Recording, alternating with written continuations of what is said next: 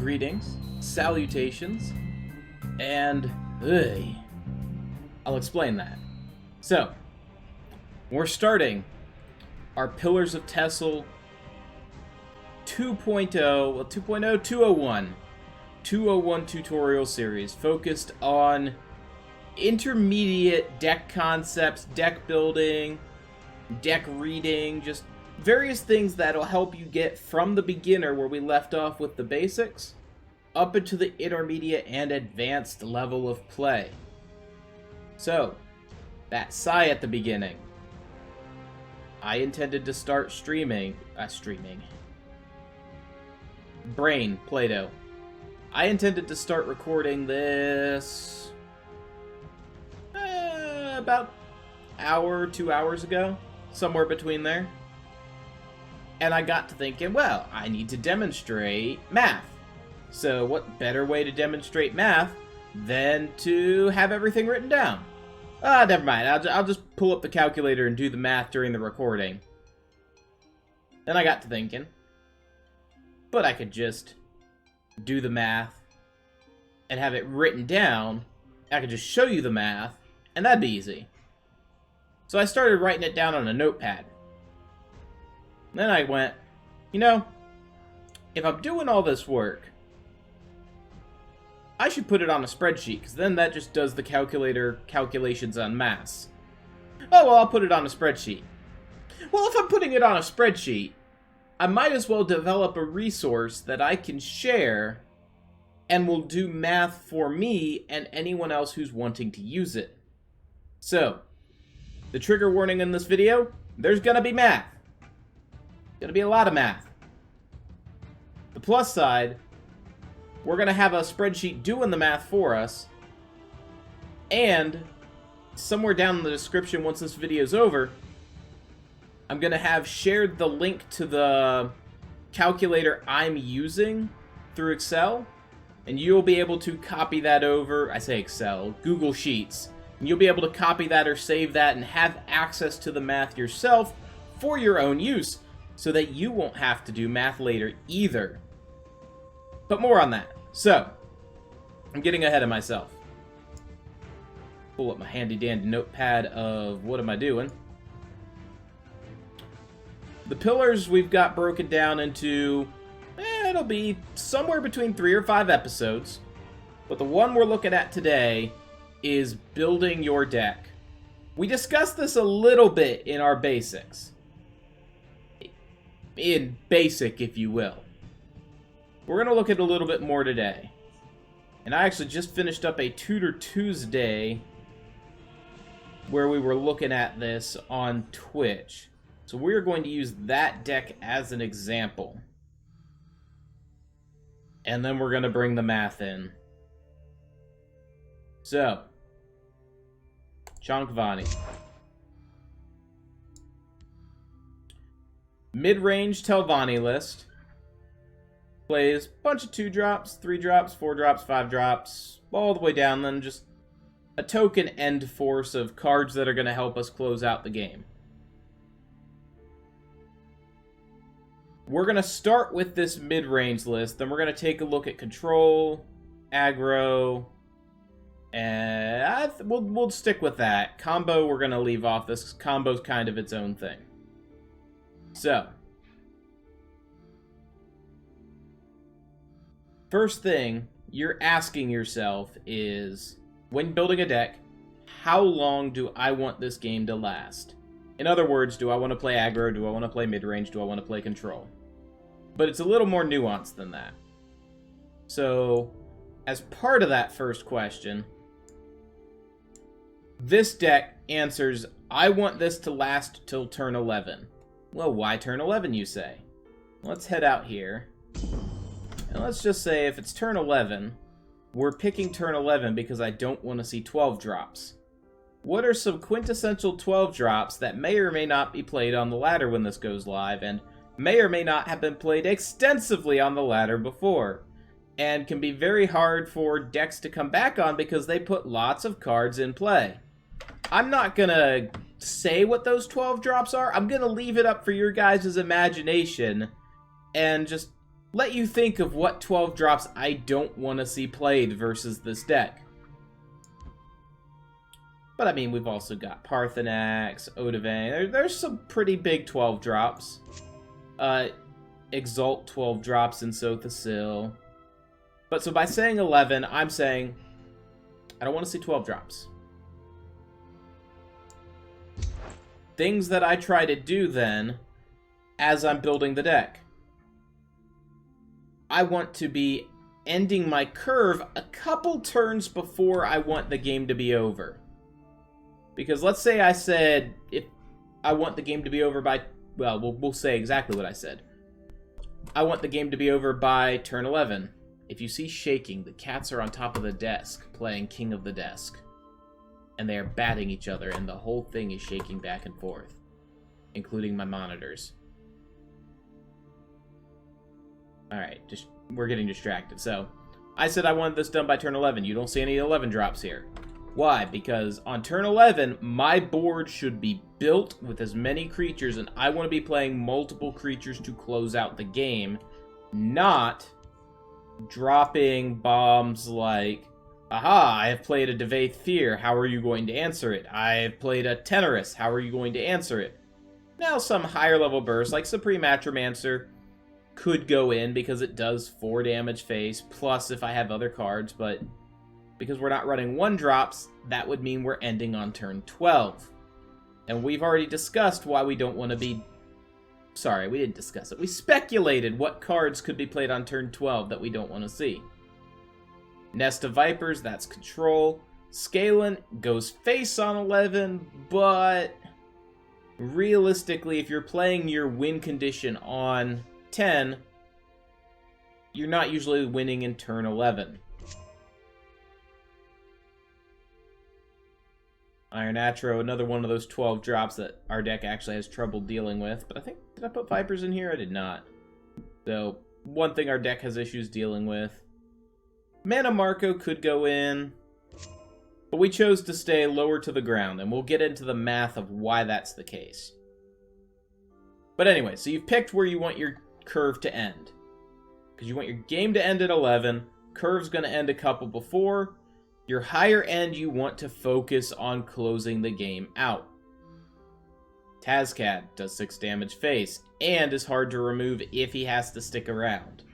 Brahmin allows me to get past any number of guards, and slows down just in case we're in a race. And Kano, 5 to the face. Razumdar is there as a little bit of a contingency. If we're against Tribunal or another deck that's running us out of cards. This allows us to potentially refill from our opponent's deck. Also, it's charged, so it can't go face. Nahagleave. Tribunal hates it. That's enough reason to put it into the deck. Big bodies, some cycle, multiple bodies on the board. We'll get into more of that. But anyway. So, what we are now determining is how we're going to put stuff into the game. What do we want? It's commonly called a curve. I'm going to use 2 different terms here. Curve and spread. I'm going to use them mostly interchangeably, but where I am putting the difference is spread is the math of a curve. So the math behind those numbers is playing a spread. Building the deck assuming I have this percentage chance of pulling this specific curved card that I want to play. So, I warned you this was coming. We're gonna start putting some math in. Oops, I covered up my camera. Tee-hee. I warned you some math was coming. And I'm also gonna warn you, because it's bright, because it's white, you can see my face light up there. Just kind of slide this in, and we're going to put it alongside... Can I scroll TESL? No, alright. Let me scroll up TESL. Actually, let's just put it up here. There we go. Because then I can move it around our deck. So, Spreadsheet. Deck Builder 1.0. I'll get you the link in the description. Let's... I didn't do a lot of cleanup on this. There we go. Now oops. Maybe a little bit too small. A little bit too big. Right there. Alright, so. A lot of numbers. Let me explain this. Deck size. Self-explanatory. In this case, we are playing a 75 card deck. This needs to be manually entered. Deck composition. Slide that down there so we can see that as well. I have gone ahead and entered in the numbers that are right here, breaking down the 7+ into 4 7 drops, an 8 drop, and 2 9 drops. Draw, currently that does nothing. I intend to update these formulas to actually get more statistically accurate. This is the math I did in 1 to 2 hours. It is not properly refined, but the equations are accurate enough for an estimate. As of right now, this does nothing. So, for sake of confusion, we're just going to hide these columns. Alright. So, after I put in these numbers, I went and counted what is an ideal drop. So now is the time to explain what an ideal drop is. Move our spreadsheet back off. So, of the 2 drops I have, which of these am I okay with playing on turn 2? Old Velothi? Absolutely. Barrowstalker? Sure. Marshblade? I mean, yeah, a 3-2 on turn 2. We're trying to be an aggro type deck. I'm okay playing it. Because we are mid-range, which means we have a control element to our deck, I am okay with a Sorcerer's Negation on 2. Because against aggro, it's going to help me control. Temple Conjurer? No. I never want to play that on 2. So we're going to skip our Temple Conjurers. Thieves Guild? That's fine. Wardcrafter? That's fine. So there's only 3 that we don't want to play on 2. So on here, I've just filled in 18. But you'll notice for all of the rest, they're identical. All of my 3 drops I'm happy playing. 4 drops I'm happy playing. Some of these get conditional. Example would be 5-drop Leaf Lurker. It destroys a wounded creature. I might not want to play it if there's no wounded creature. But we're only really concerned with ideal for these first couple turns, the early game. Which I think I had previously defined as turns 1 through 3. 4 if you're aggro. But, so I've listed the cards that I want to play on curve. So now we get to the math. We have a formula. The formulas are here. They're shared if you want to go through the specifics of what they do and how they calculate it. I'm just going to tell you what the number means. What is the likelihood that we will have a card of a certain Magicka cost to play on curve if we don't have the ring? This entire spreadsheet assumes you don't have the ring.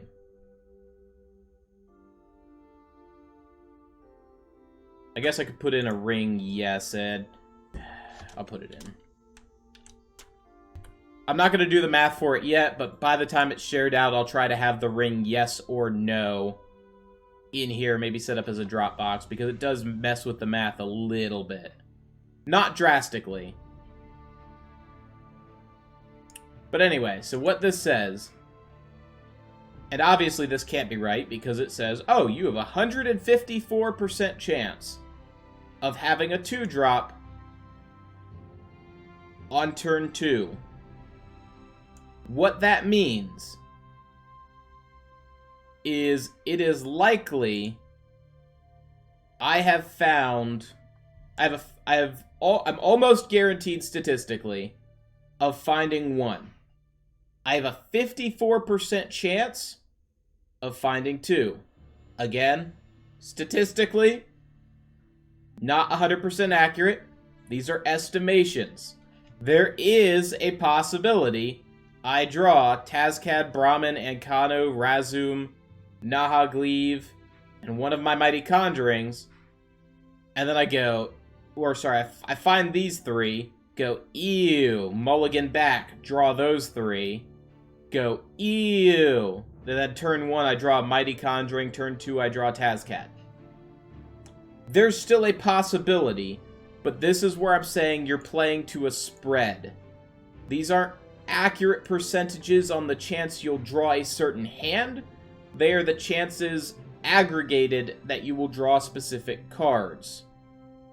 The reason the spreadsheet is set up this way is because I don't want to spend the time drawing up the correct math, because I wanted to record this for you guys. So, I digress. Roughly a 54% chance I have 2. 60% chance on turn 3 that I have 2. And so on and so forth. And you can see as long as I get through 6, I'm likely to have a card on curve.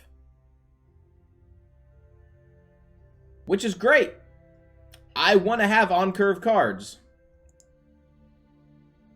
And theoretically, we could make this into a matrix, and there's room for this to expand, but for building a deck, you almost want to have that near 100% every time. Well, what does that look like? For a 75-card deck, with a mulligan size of 5, what that means is of the 3 cards in your initial hand, you're keeping 1. I intend to put some math there. Right now, it's just assumed. But, so deck size, 75. In order to most likely have a card to play on turn 2, on curve, I would need 11. The math here says if you're not playing any of them on the deck, you're obviously not trying to get a 1-drop, so it just rules it out. So it says, hey, you need 11 2-drops, 9 3-drops, 8 8 7 6 6 5 in order to get them and play them on curve on average. You'll also notice that, at least right now, that's only 60 cards. So for a on-curve play, each turn, we only need to run 60. That means I have 15 cards I can play with. And so we could run more 2-drops, we could run more 3-drops, we could run cards that do niche things for us, combos. We have 15 cards that we could use for a win condition outside of our gameplay. But this is just kind of a benchmark you can use when building a deck. If you want to look at 50, we'll just type that in now. You want at least 7, at least 6, at least 5, at least 4. Let me just go ahead and, for the sake of our argument, let's just put in 1 here to trick the math and doing what I want it. There's our minimums. If you want to guarantee, statistically, if you want to play the spread to get that on curve, there are the numbers you would need to play, and we'll revisit 75. And yes, this does handle odd numbers. So let's say I wanted to play a 88 card deck. Boom, there you go. But you'll notice, when we have all of our cards in play, that number bigger than this number. Even if you go up to the maximum of 100, it's still bigger. And that is because you cannot guarantee have everything on curve, because the number you would need to run is always larger than the number you can run. Because if you're running 50, it's obviously not 58, and then if you go, I mean, you guys get it. You go to 58, now it's 67. So you would need to make cuts somewhere still. So, mid-range. Let's go back to what we were at. Let's drop these back down to zeros. In this 75 card deck, we decided, put that there so we can see it, we wanted 21 2-drops, but we're going to look at this one right now. So yeah, 18 playable 2-drops of a recommended 11. I have 16 playable 3-drops versus 9 recommended. So we went toward an earlier curve to represent the mid-ranginess and aggro mid-ranginess of the deck. We're not control. That should actually be 15. Because Temple Conjurer is a 5 cost once you count the Exalt. Which increases our number there. By the time of 5, we're going to have options. But this is a nifty little tool you can have. But so let's say we want to play aggro. Let's pull up a different deck. What is a good aggro deck that we have that isn't specifically combo-y? Rallypalooza? That's what we did a video on recently, and it is kind of aggro. Let's see if I've got a... Do I have a more... I don't play a lot of aggro. Or Smork Orcs will do. So let's do the simple math here. We're going to set this up as we go. Deck size, 50 cards. Deck composition. Now we've got to be careful with 1-drops. That is only 3 for deck composition. Not 6 as it shows here. Because both of those 1-drops are on 1 card. I haven't built this to build double cards yet. So I picked something new that I hadn't considered. Let's see, 11, 19, 7, 9, 1, and we'll null out the rest. Ideal. Well, we can't play daggers on their own, so they're not ideal. 2-drops. 1, 2, 3, 4, 5, 6, 7, 8, 9, 10, 11, 12. 3-drops. 3... Honestly, I'm okay playing Chieftain's Banner on curve. 6. Or, sorry, 5. Oh, and there was 1 less Dragon Tail. I count that as 3. Dang it, I'm already doing my math wrong. Now you see why it took me so long. 2, 5, 6, 7, 8, 9, 10, 11. 12, 13, 14, 15, 16. Oh, I didn't have to change that number. Our 3-drops should have equaled 19. I'm okay playing all of them. I missed Battle Rage. Alright, so that's the same. Our 4-drops. Yep, those all look fine. 5s, 6s, those are all going to be identical. Because all of them, I am okay playing on curve.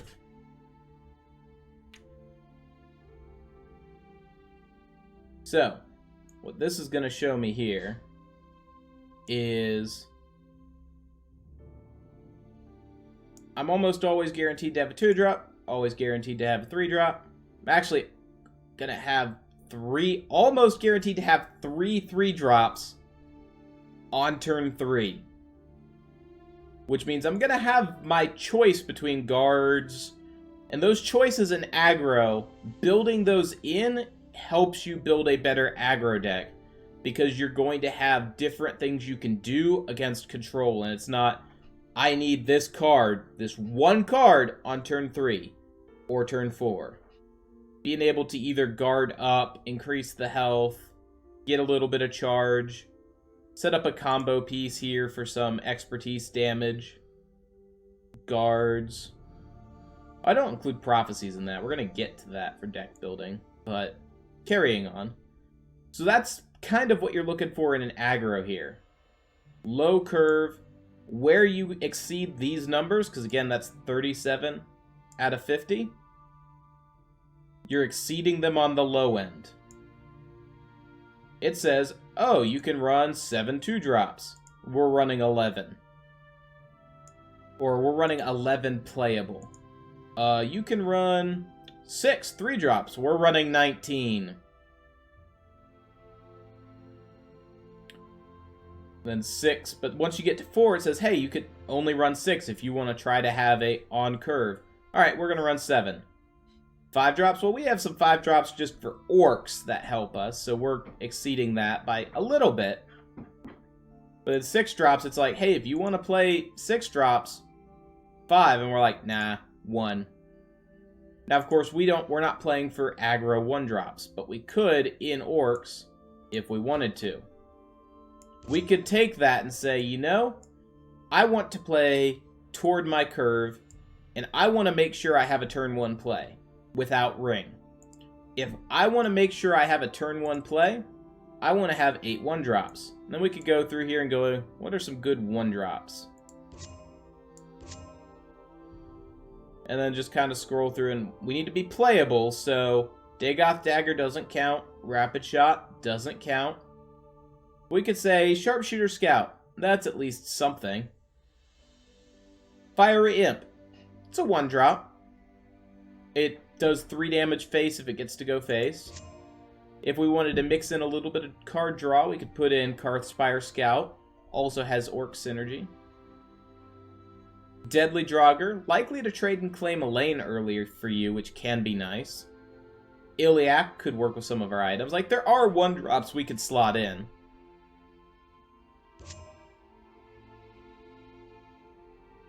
Shadowmare for a little bit of charge, card draw. In this deck, I've opted to go higher, but if you're trying to guarantee a curve play, it tells you what you would need to do.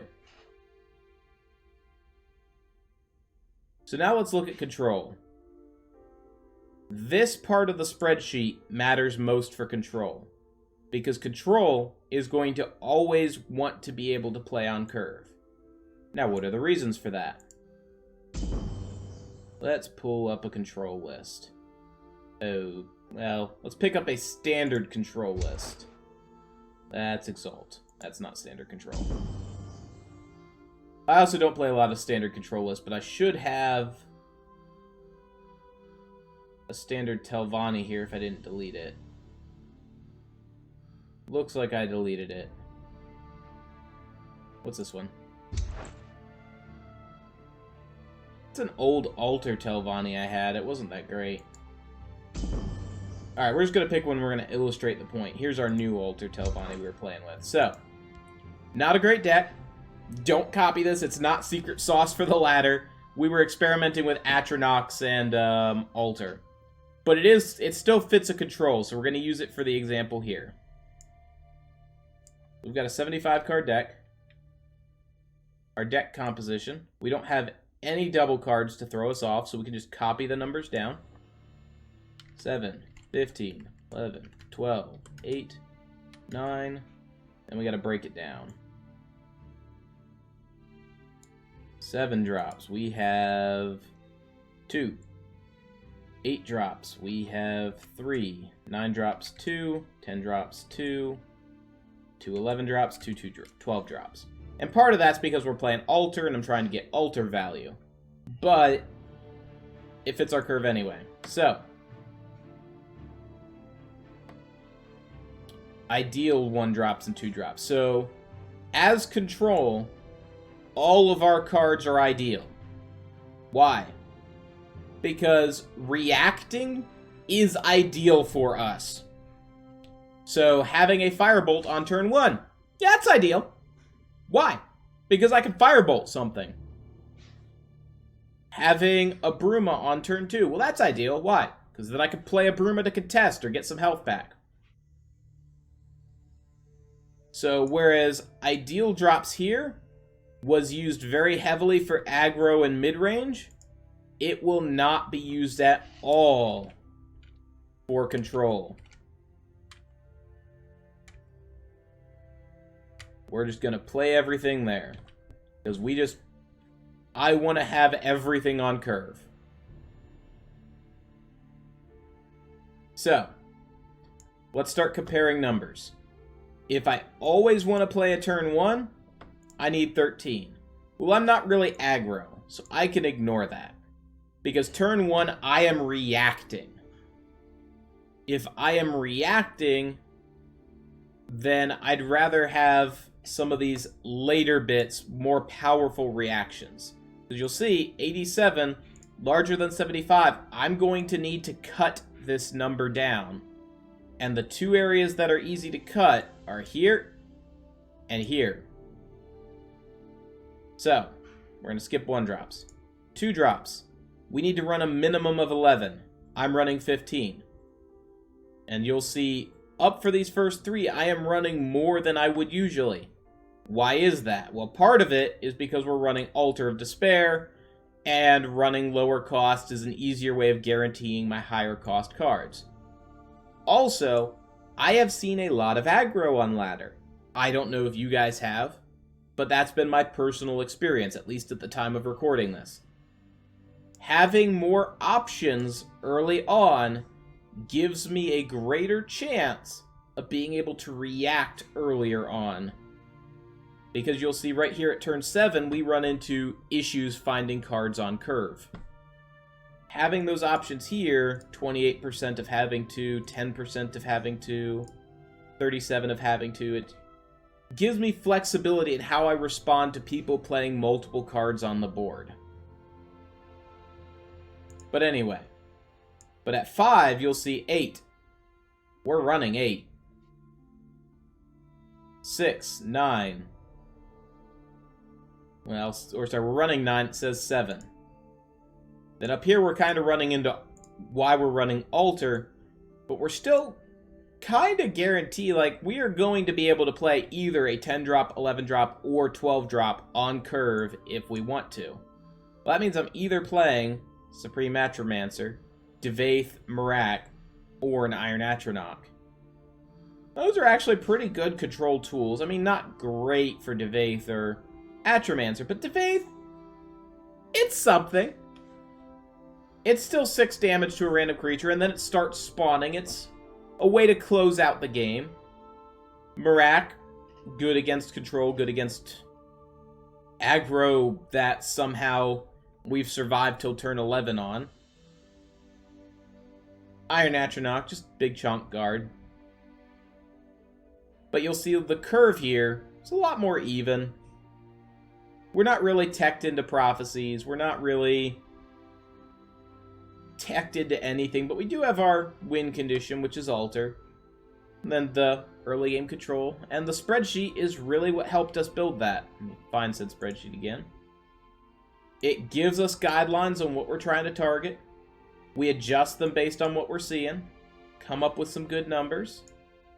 At least for the first 6 turns through the early game, the mid game, always making sure we have something to play. Because if you run into aggro and let's say you skip turn 5, you're likely dead. Or if you skip turn 3, you're likely dead.